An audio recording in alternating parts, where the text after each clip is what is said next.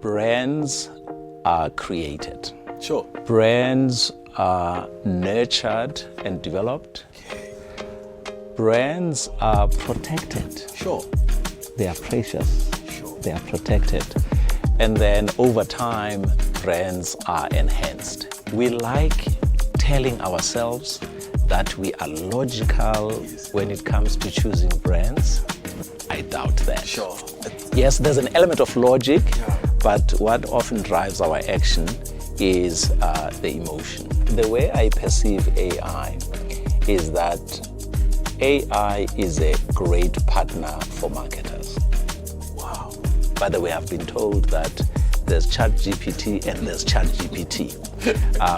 People who use the free ones, occasionally you can see that, no, that was a free answer. So to the marketers out there, we see you. Yeah, we see you. We see you.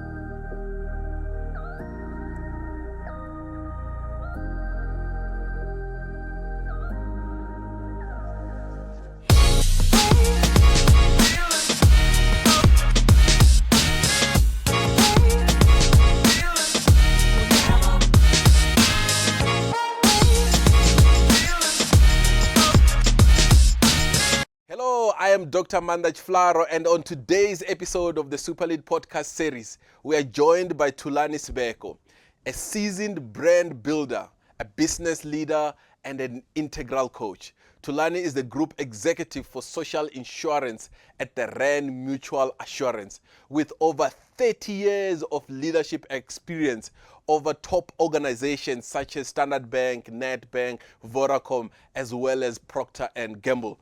And on today's episode, we sit down to unpack what it takes to build a successful, purpose-led brand. Thulani, welcome to SuperLead podcast. Hi, Maanda. Thank you so much for the opportunity to have this conversation. Lovely. We have watched you from a distance, and they've always wanted to invite you to the podcast, and we're glad we finally are here. And so today we're gonna kind of talk about building brands and marketing, and just kind of tap into your vast experience across multiple sectors. But before we do that, we want to just sort of know who's Thulani. And on this show, on this podcast, we like the story from as early as possible. Like as early as you can remember. Just walk us through the journey where possible and until where we are today. Sure. Thulani is a Sowetan, born and raised. Right. I was born in White City, Jabavu, and I grew up in central western Jabavu. Okay. So from primary school, I was in Soweto, first in Dube, and then for some parts in Mufulo. I went to high school at Pesesco. Sure. And then after a few years of high school at Pesesco, I went to boarding school to finish the rest of my high school. And in boarding school. Yeah. And that period at boarding school, it was a place called Bethel. Okay. It was a denominational school, which was very common in those days. When we speak about private education, it's not like you see today. It was private because it was not public. Okay. But the conditions very different. Cold water in winter, eating the same meal every lunchtime. So these are not private, but are they largely built by churches or NGOs? Indeed, the school I was in was run by the Seventh-day Adventist Church. I see. Yes. So they used to have schools in different parts of the country. Around the world, they are very big on education as a denomination. And then boarding school, best time of my life. Okay. Yes, I was 14 when I went to boarding school. And I recall that I went there reluctantly. Yes. And the funny thing is that my first or second weekend, I was semi-depressed. Okay. Self-diagnosed, of course. Yes. And I was like, what have I done? I don't like this place and so forth. but that was the lowest point. Everything else was a high from there. So finished high school after 3 years, and then after boarding school in Transkei, I then moved to Zimbabwe. Okay. No, so before this, the family setup, who's raising you? Oh, yes. I'm one of 4 children. I am second. There's 3 of us who are boys, and we have 1 sister. Beautiful. So, and raised by both my parents. Stunning. Which is a privilege when you have that opportunity.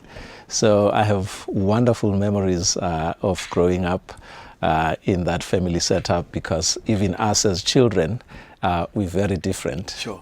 My older brother, Sibeko, fantastic, funny character. Yeah. Very different from my sister, more measured. Yes. But actually, she's funny too, now that I think about it. Quite energetic also. Yeah, so from a family setup, that's how I grew up. And we had the fortune also of having our grandparents not too far. Lovely. So both my paternal grandparents and maternal grandparents were in Dube. Excellent. Actually, now that you mention it, they had a fair share in our upbringing. Yes. Because sometimes when it's holidays, that's where we used to go, hang out with our cousins and so forth. So that's the family bit.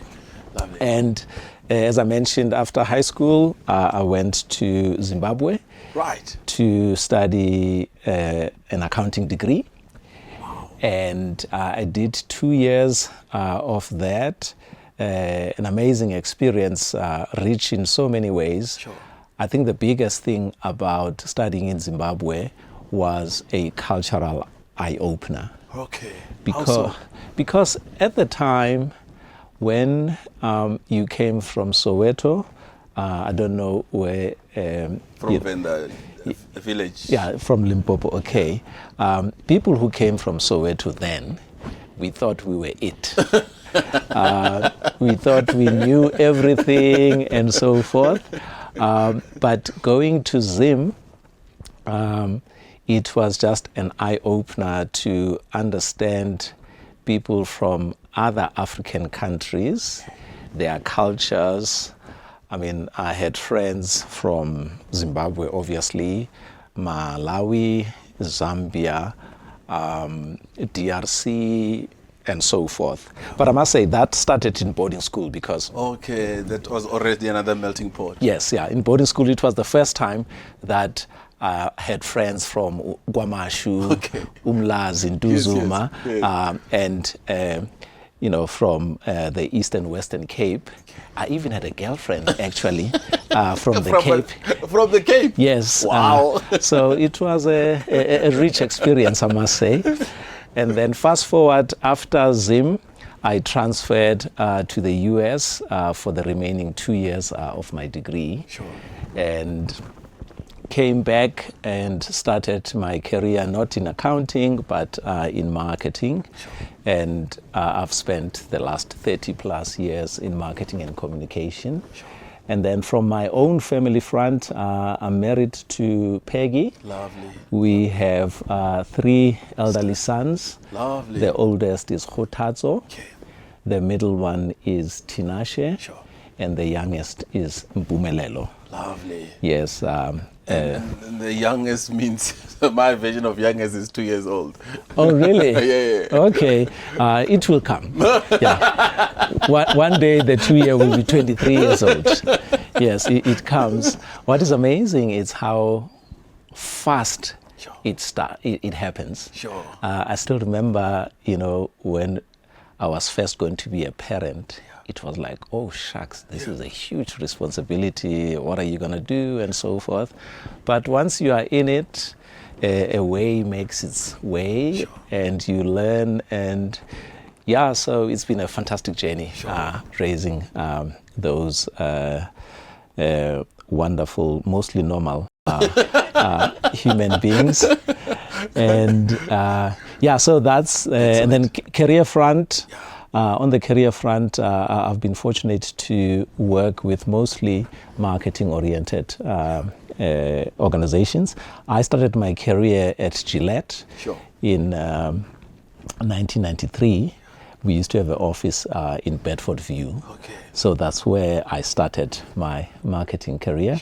And since that time, I spent 16 years working for American consumer goods companies. And then after that, I decided that it would be great for my next phase of growth to work for South African companies. Excellent. So, and that's when I then moved to Vodacom.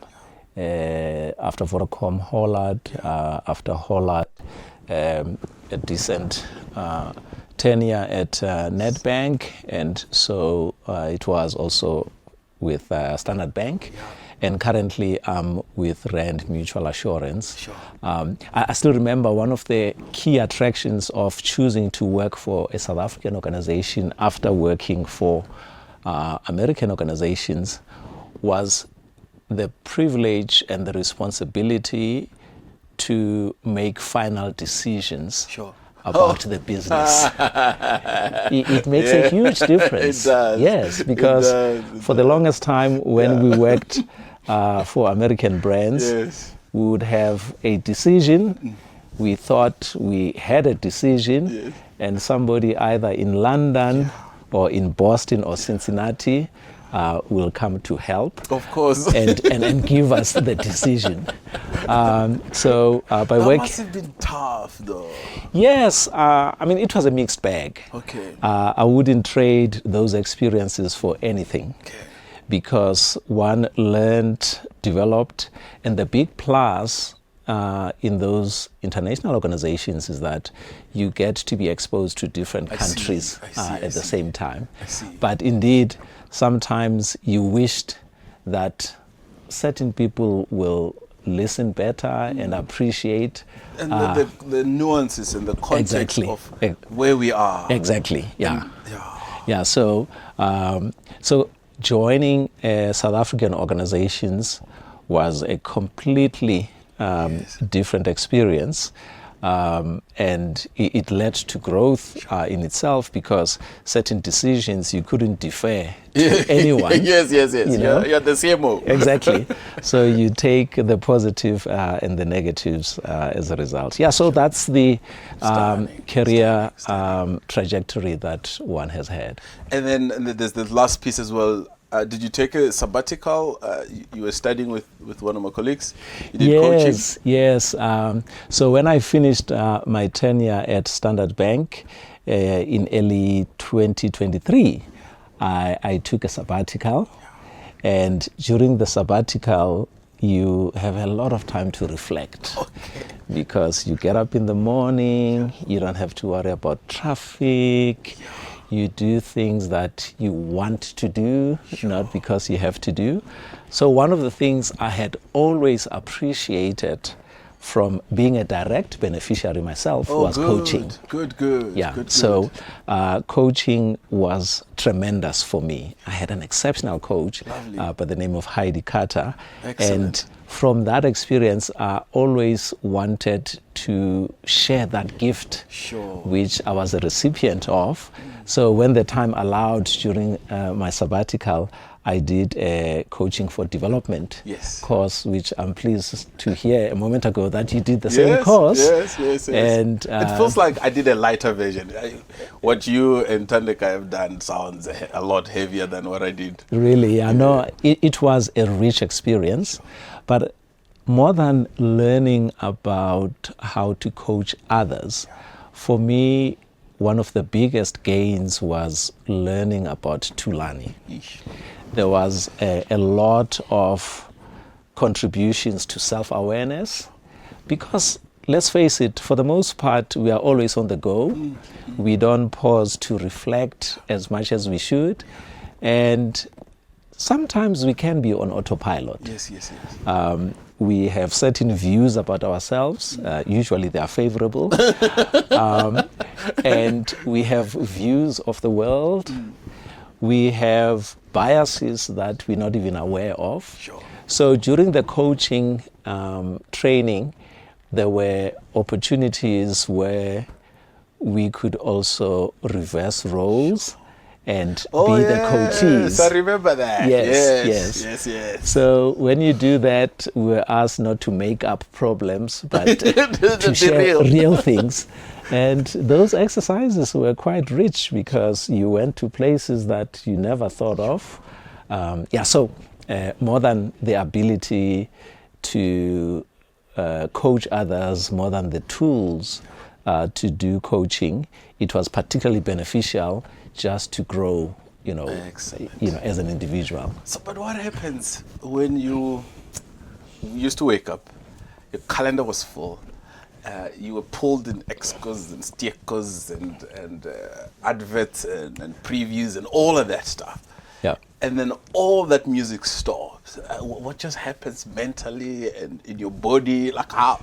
I can't imagine a day like that. So, admittedly, there's traces of being lost a bit. Sure. Because as you say, there's a pattern that you are used to, and now the rhythm is different. And the phone doesn't ring, I imagine. Yes. I didn't miss presentations of many PowerPoint slides. I didn't miss some of the meetings that were difficult. But I must say the biggest thing that I missed is probably connecting with people. Sure. I'm an introvert, but I realized actually for the first time during COVID that I derive a lot of energy from connections. Lovely. So during sabbatical, the change of rhythm and not having predictability was like, hey, what happened? But there was a huge sense of freedom. Okay. Because I remember during sabbatical, one evening I said to Peggy, my wife, let's go to the Karoo tomorrow. When you're working, you can't have that luxury. But of course, my wife said, you are crazy, you are going alone. So I drove alone. But that's the luxury of being on sabbatical. Sure. And so the freedom. And also, you get an opportunity to pause and reflect on, where are you going? Sure. Because sometimes in life, we go on a path based on a system or culturalization. I was talking to a colleague on Monday over dinner, and we were just chatting to say, isn't it amazing that when we grow up, we are socialized that at some point you get married. Yeah. We are socialized that at some point you have children. Yeah. And so forth and so forth. Yeah. If you asked me 20 years ago, I would have said, you get married, you have children. Yeah. But today, if somebody says, I don't want to have children, Yeah. it's something that is easy to understand. Yes. Because we are no longer on autopilot. Yeah, so that was the luxury of being on sabbatical. So you've sold the sabbatical thing. So I'm going to turn away to Thulani and go and say, I need the sabbatical. It's highly recommended. Highly recommended. That's the reason why we sought you out, so that you come in here and you build a very strong case to my colleagues for a sabbatical. Yeah, now, no, it's highly recommended. It's a tad expensive because you spend and you don't earn. Yes. We'll talk to Babe about that. She'll cover the household costs, hopefully. Yes. So reflecting back, so two broad questions. The first one, you have led teams over the years across multiple industries, and I just wonder, from a leadership perspective, what are some of the go-to leadership principles that you kind of go to every now and again as you're leading different teams? And I imagine you're leading creatives, you're leading people, analytical people, across different industries. Yes. What is that for you? That's an important question, and a one that I would firstly answer by saying it's it's been a journey of growth. Okay, good. It's been a journey of growth. The first time I became a leader and a member of an exco, I was in my late 20s. Sure, So that early. I was very young. Sure. Very young, and I was privileged that I was trusted with the responsibility to do that. And in the early days, you think you have everything figured out, you know, because you assume that the way you have gained success is what will make you be a better leader. So for me, the first transition was to transit from being a specialist who performs as one person and starting to learn to work through other people. Sure. But among other things, what I have found valuable about leadership, it starts with how you view the world and your philosophy on certain things. So I'll start with the first one, which has always been important for me, is that when you assume that people have diverse experiences, diverse skills, and so forth, I have used that to allow people to bring in different things to the team. And this has happened over time. Sure. It was not obvious in the beginning. Okay. Yeah. In the beginning, you want to do. And in the beginning, you think you have to have all the answers. Sure. So I think for me, the recognition of diversity, that different people bring different things. The other thing that I learned the hard way is that different people are motivated by different things. Sure. And I say I learned the hard way because it took receiving feedback for me to recognize that I need to lead differently. The other key elements for me, it relates to two things that matter to me, collaboration and excellence. Lovely. Wherever I've been, I've tried that within the team, tried to promote collaboration and also to drive excellence. Sure. And in doing so, there's a third element that I've always tried to drive, which is innovative. Okay.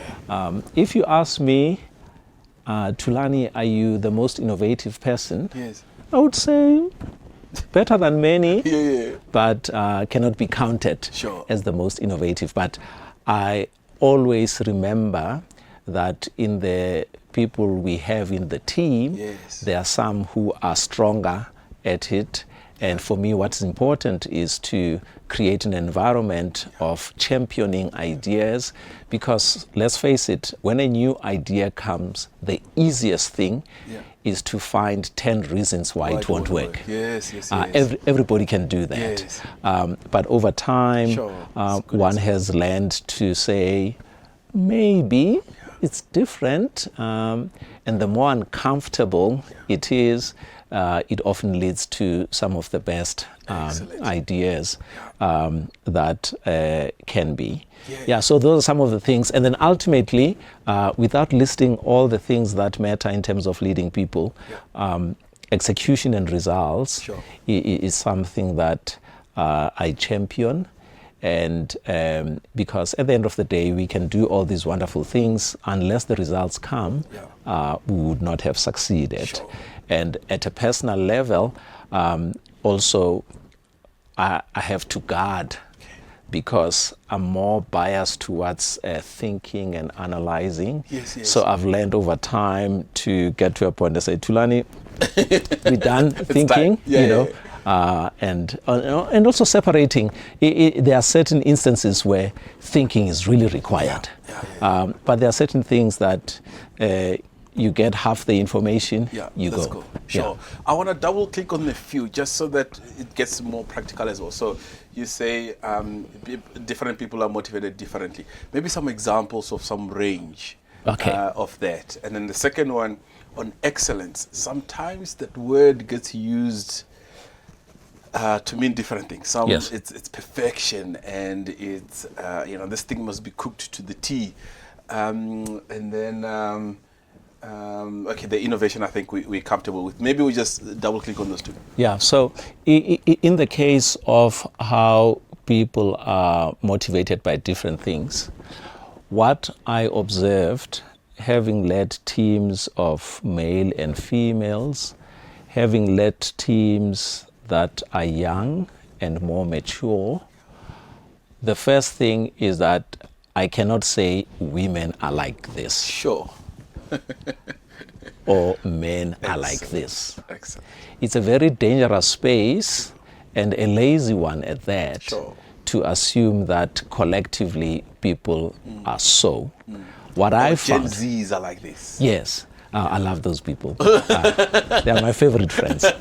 Yes. Yeah. So it's a lazy one in that it ignores the fact that within a group, there's individual traits and differences that stand out. So as an example, there are people who have a feeling bias. Okay.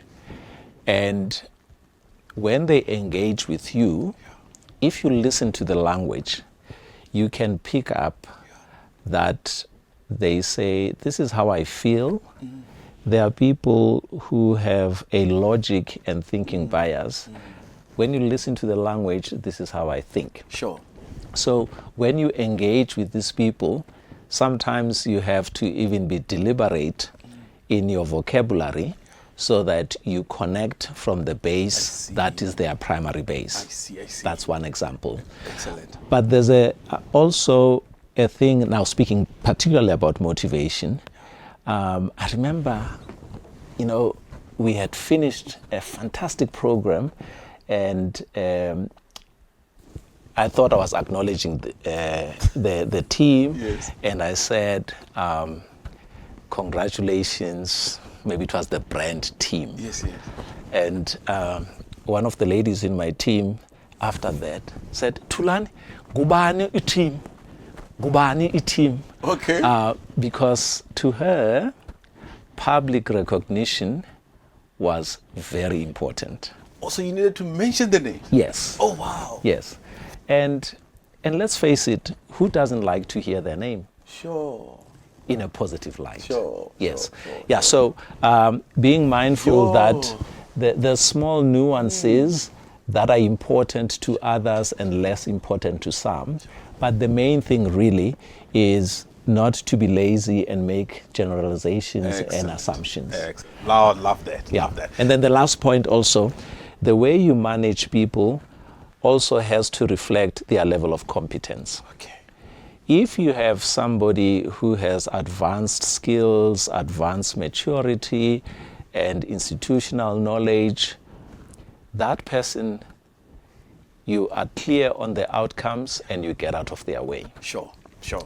If you have somebody who is less experienced, who has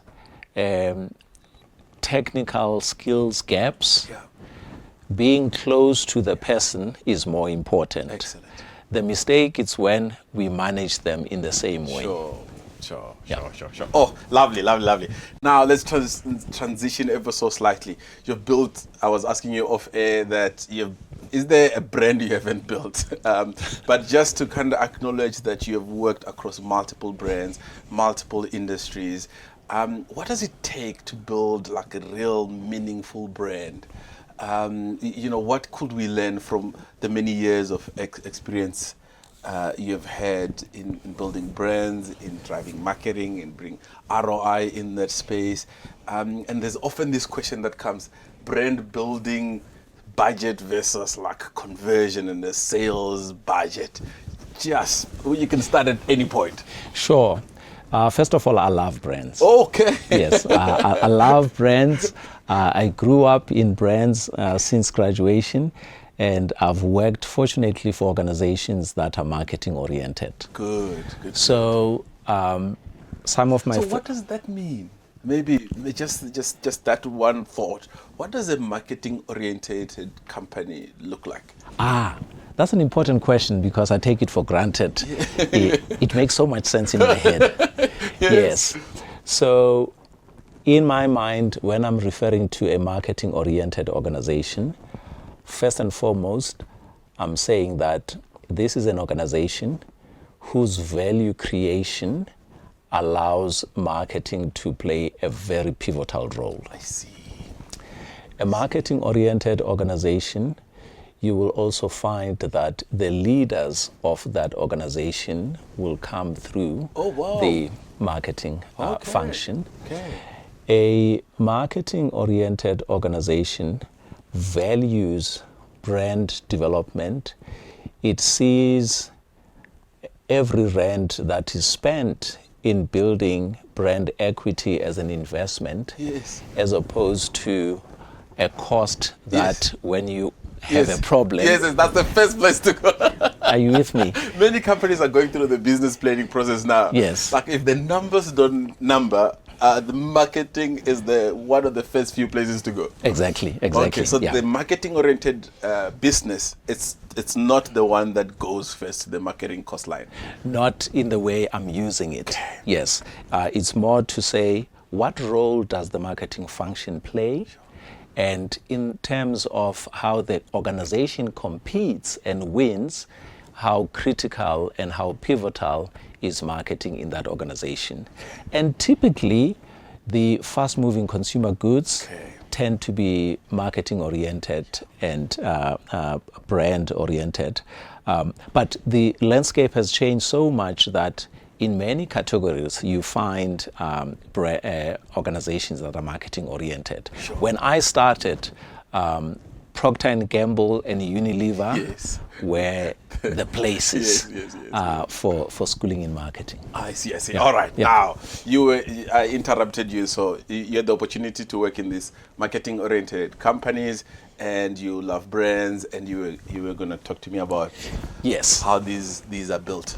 Yes. So I guess my point of departure is that brands are created. Sure. Brands are nurtured and developed. Brands are protected. Sure. They are precious. Sure. They are protected. And then over time, brands are enhanced. Right. Those are like 4 things, eh? Yes. Created, nurtured, protected, and enhanced. Yes. Right. So that very description shows that brands are alive and they grow. It also shows that brands can change. Sure. But more than anything else, it says their evolution is deliberate, is well considered, and it's made up of many things. Sure. Okay? So I would say that the best brands, they are clear on their purpose. Good. Yeah, the best brands, typically, they are very clear on what they stand for. Okay. One of my favorite brands is Patagonia. Okay. They specialize in outdoor clothes and so forth. So more than just being a brand that makes good quality clothes, they are environmental activists. Sure. And as a result of that, a lot of their value chain value creation activities always consider what does this mean to the environment. Wow. The way they use their profits, they channel to causes that promote the environment. Sure. So brands, they just are clear on what they are about. Okay. And increasingly, actually, it's evident that brands that are purpose-led, they tend to be more sustainable. Sure. And this is partly because people don't choose products and services. They choose what the brand stands for. Okay. And they identify with the cause. Okay. So that is one element. The other element that is quite important for great brands is distinction. Okay. I mean, everyone knows Yes. that brands stand for something, and I'll illustrate it even now. When I say Toyota and BMW, Yeah. you probably have two different images. We do. Okay? Yeah. When I say KFC and Nando's, Yes. you probably have Yes. different images. Yeah. And if I say ShopRite and Woolworths, Yes. you have different images. Yeah. And each of these brands, in your mind, it connotes a certain image because at some point in that brand's life, a brand management team Sure. decided that this is what we're going to stand for, but not just that. This is how we are going to be different Sure. from another brand. Sure. Toyota, reliability. Yeah. BMW, driving pleasure. Yeah. Okay? So to somebody who is prioritizing driving pleasure, and of course they have the budget, they'll go. Sometimes they don't even have Yes, the budget. then they get a loan. They'll go for a BMW.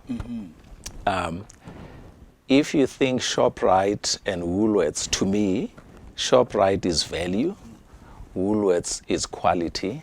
And by the way, And some status. yes. There is certain associations, and actually, when you highlight status, that's a third element I want to speak to about brands. Brands connect emotionally. Sure. Brands connect emotionally. We like telling ourselves that we are logical Yes. when it comes to choosing brands. I doubt that. Sure. Yes, there's an element of logic, Yeah. but what often drives our action is the emotion. Okay. So you've mentioned Woolworths. There are people who will buy certain things at ShopRite, but there'll be one or two things like fresh produce Sure. that they'll go to Woolworths. Sure. Okay, but more than that, in a social conversation, people somehow they feel like they have a special address if they say, when I was at Woolies, you know. So we forgive all of them. Yes, so there is certain emotional connection that comes with that, and I've talked about distinctiveness. The other thing about great brands is innovation and adaptability. Oh, good. You know, I started working for Gillette in 1993. Sure. This was a company that was 90 years old Sure. when I started working for it, because it started in 1903. But for Gillette to have been the market leader for so many decades, it had to withstand competition from Schick, from Wilkinson, by continuously innovating. Okay. Because had it not innovated, its superiority versus competitors would get smaller and smaller, and then starts looking the same. Sure. So innovation. Is it at a product level or at a messaging level? Actually, you're raising an important point, because it's at many points. Okay. Yes. Okay. You know, in marketing, we speak about brand assets. Right. Yes. So think Apple. Yes. When you think of the Apple brand, you have that beaten apple image that comes to mind. Yeah. But not only that, when you think Apple, there's a way that the packaging is. Yeah. You know? But not only the packaging. You know, when you open an Apple product, there is something that says, this is designed even at a packaging level. Yes. Yeah? You go to an Apple store. An Apple store is an experience in itself. It's overall design. You can pick it from somewhere, wherever you're in the country. Yes. So the point I was making is that there's multiple brand assets. I So see. brand assets are those things that identify the brand and they help people to associate with the brand. Sure. The power of brand assets, some are visual, some are audio, and others take a different form. So a visual is the logo. Yeah. A visual is a typeface. In print magazines, if you look at the Mercedes-Benz ad, Yes. you can hide the logo by looking at the words because of a typeface. Sure. You can say that's a Mercedes. Wow. That's a visual Wow. brand asset. So, and then the messaging is often carried and reinforced by the payoff line.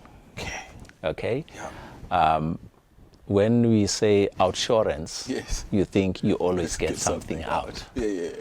When you think Nedbank, see money differently. Yeah. When you think Toyota, well, when we were younger, everything keeps going right. Yeah? Okay. So to your point, is it one thing or the other? I see. It's a combination of these Sure, things. sure. Which then brings me to another point of successful brands, is consistency. Sure. So for a brand to reinforce its own image, it should be experienced in similar ways, whether you are in store, whether you are online, whether you are consuming the service or the product. The consistency across different channels is important, but also the consistency over time. Okay. Can you imagine if Toyota today, you turn on the TV, it says sheer driving pleasure. That's not Toyota. Yes. Okay? Yeah. Can you imagine my favorite brand, Patagonia, coming out and sponsoring something that is detrimental to the environment? Sure. You know. So even the sponsorship, all those elements Yes. must talk to the essence. Yes. Sure. Which brings another point. Great brands have authenticity. Oh, good. And this is where the words, the values are consistent with the behaviors. Okay.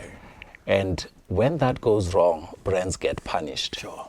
I don't know if you recall, it's probably 10 years now, VW, very well trusted brand.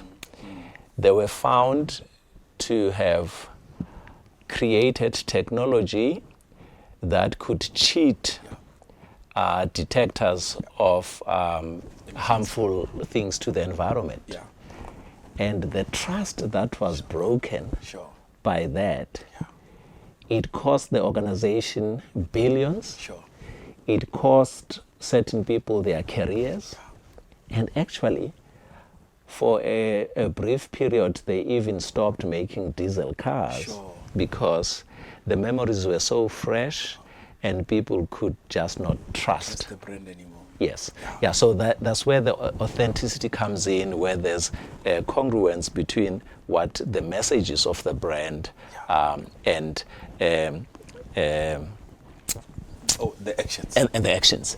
The other thing that great brands are very good at is being clear on what their source of differentiation Sure. and superiority is. Sure. This goes back to that distinctiveness. Okay. Think of Red Bull. Yeah. Red Bull, at its core, Yeah. it's an energy drink. Yes. It's a Powerade on steroids. Okay? Yes. But look at how much you pay for Red Bull and how much you pay for Powerade. Yes.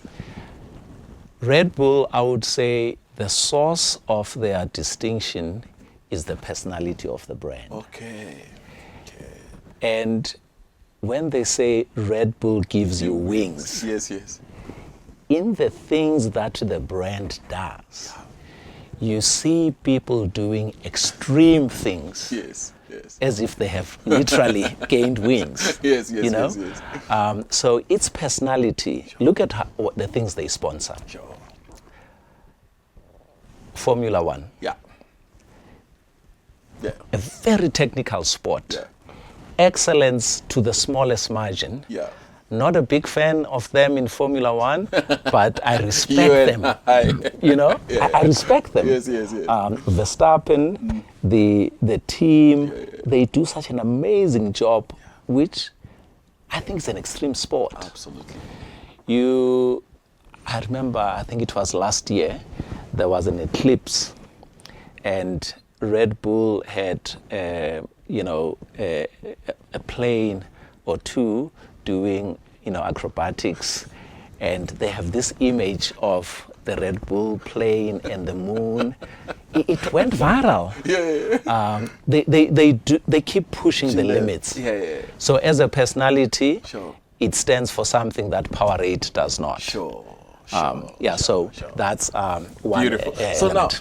now, love these attributes. I want to go to how do these brands then? How do we protect these brands, especially now with social media? Someone works in a bank and then they're trying to open an account and something goes wrong, and then they go Twitter, they go all X, they go all the social media platforms. How do brand managers and leaders continue to protect their brands when they're being attacked potentially 24/7? Yes. Over the years, the power dynamics have shifted between companies and brands versus people who use those brands. Sure. In 1993, that's how old I am, when we marketed products, it was the voice of the brand. I see. There was no social media to speak about the brand. Yeah. We told the story of the brand. Yeah. Today, as you rightly indicated, anyone can just send an X. What do you call an X? I know it as a tweet. Whatever it is, can send a tweet that can harm a brand. So I think the first defense of any brand is doing what you promise. Sure. Broken promises, they are cause for brand reputation erosion. Sure. That's the first thing. In life, even with the best intentions, things happen. Yeah.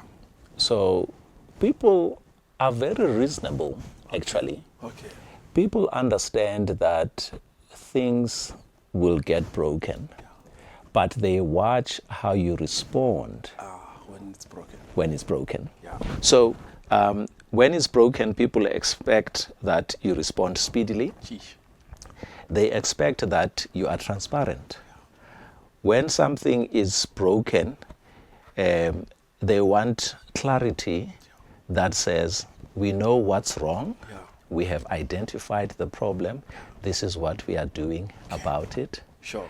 And if they have suffered harm, they expect, in some cases where it's extreme, that the brand should make good. Sure.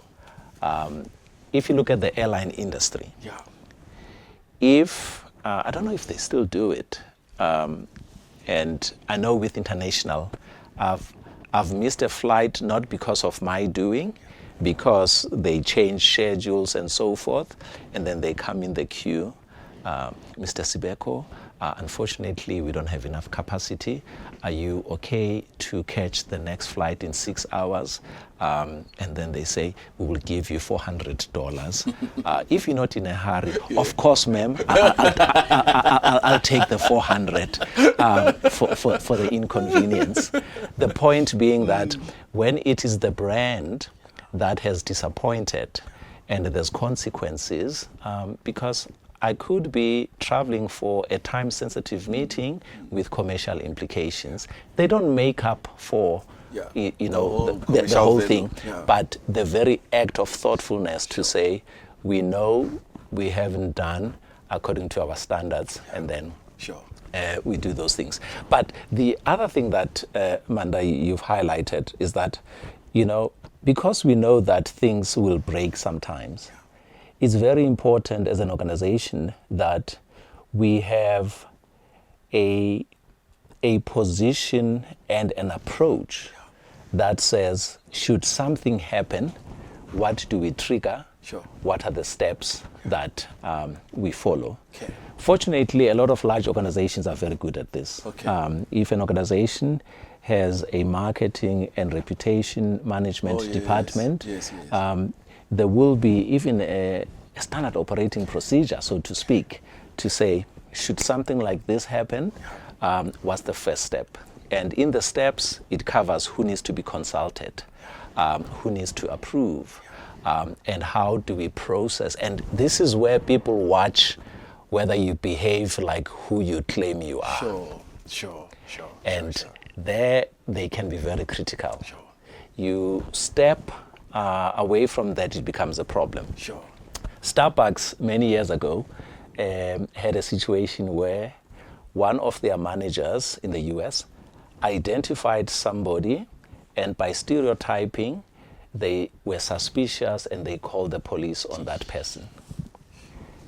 That very act that happened in one store of Starbucks cost the company so many things, because one, the viral message was that they don't say the manager of the store in Gokstad. Yes. They say Starbucks manager. Starbucks is discriminating.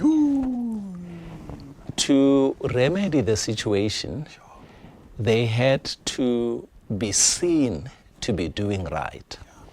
One of the things they did, they took the entire organization in diversity training. Some of us will remember H&M.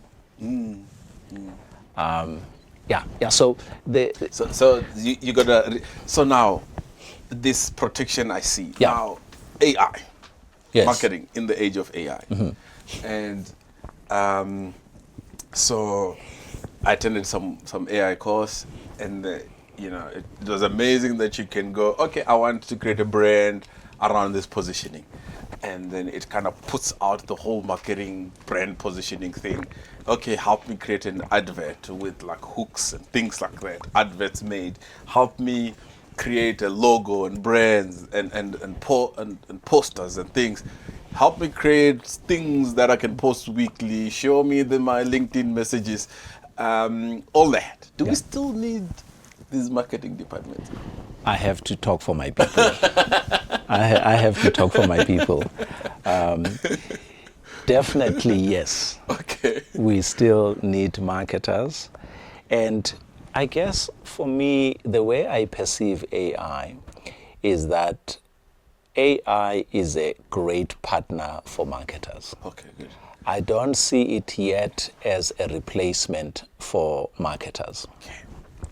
AI can process data that requires supercomputer calculation at high speeds, but AI does not sense that in South Africa there are Xhosas who see manhood in that way. Sure. It doesn't tell you that in the Zulu culture there are places of nudity that are not sexual. Wow. AI, when it sees bare breasts, it's sexuality. Yeah. But a human being can make a distinction between nudity, or let me say exposure of body parts that is cultural versus that is a sexual expression. Sure. So there's still room for AI. But AI is a partner because it allows marketers to do things that we were not able to do before. And one of the things that AI allows is personalization at scale. Yes. I'm not a big fan of TV, but I do have a Netflix profile at home. It was the last one to be added, I must admit. But something as simple as, because of what I have watched before, Yes. Netflix recommends certain types of documentaries, certain types of films. That's AI at work. Because through observing and capturing data points, it creates a pattern, it creates an image, and then it formulates a profile to say, Thulani watches things like this. And you feel like, oh, Netflix knows me. And they keep you hooked because Yes. the next one is just right for you, and then it's just right, and it's just right. Yeah, so there's an element of personalization, but you already made a point about the role of AI in content creation. Yes. It's quite scary what AI can do. A colleague in the industry gave an example the other time that, you know, when an incident happened and a public statement was required, this colleague of mine asked the agency to bring a statement and also gave inputs to an AI system. Yeah. Yeah, indeed. But the quality of both were of such a high standard that in the AI one, he could have just changed 2 or 3 words and released that. Sure. Okay? But that then brings the ethics into it. Okay. Because some argue that in a lot of instances, AI may not be the original creator.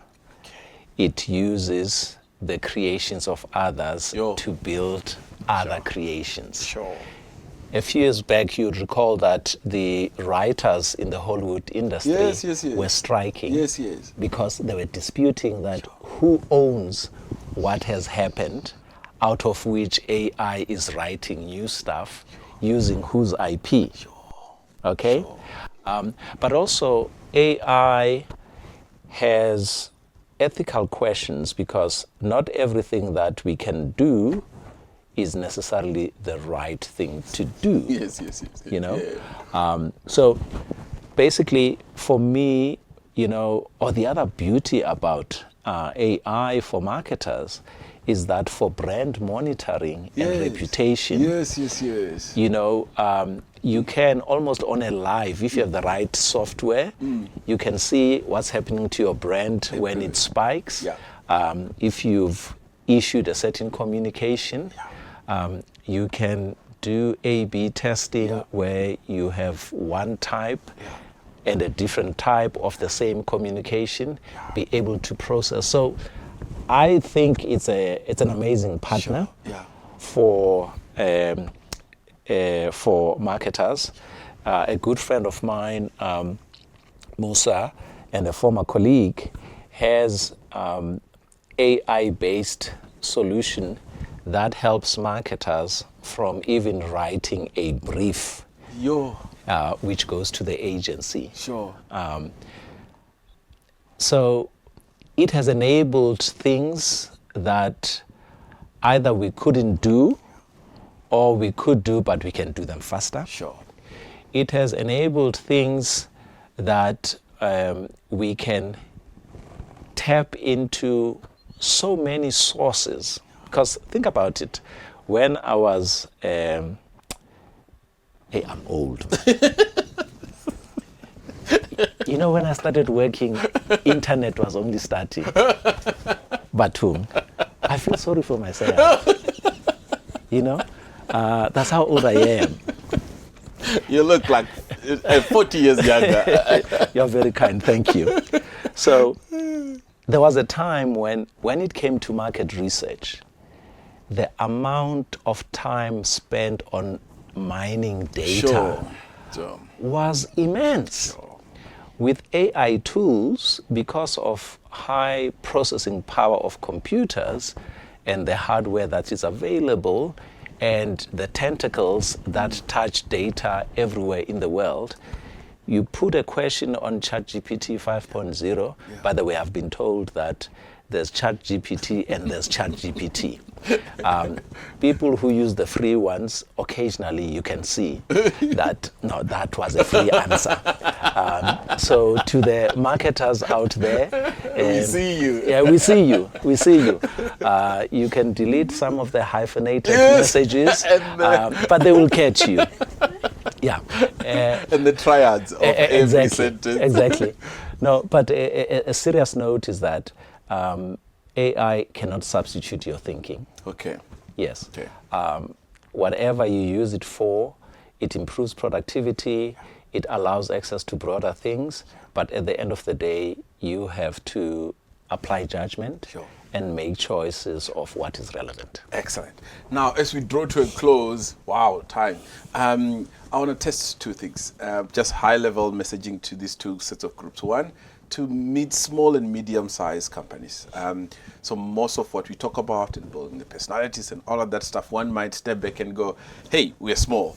We might not have all the budgets. You know, what might you say to SMMEs? And number two, what might you say to personal brands? At a personal level, do I need all the elements that you spoke about and, you know, a word or two there? Yes. Starting with small companies. Okay. I guess the first point to highlight is that most big companies were once small. Oh, good. Oh, good, good. So good, there's good. hope. There's hope for us. Woohoo! Yes. So most big companies were once small. And the difference between those who became big and great versus those that fell along the way is that the ones that grew and became great, they were solving a problem where enough people were there and prepared to pay for a solution. Very good, very good. This is fundamental. Sure. And when that happens, the other layer you add is that, yes, you can solve a problem, you solve and give a solution that people are prepared to pay for. The other layer is that you have to do it better than those you find. Sure. Sure. You know, when I think of banking, because that's where I spent almost a dozen years, I can only admire Capitec. Sure, of course. They gave us gray hairs, but I can only admire them. Sure. Because with Capitec, they looked at the industry and said, what are the frustrations about banking? Yeah. It's complicated, it's expensive, and so forth. And they said, how can we simplify banking? Sure. And through simplification and also reducing the costs, I must say the costs are not necessarily cheap if you are observant, but let's play along for now. Let's go with it. Yes, but simplification, they've mastered that.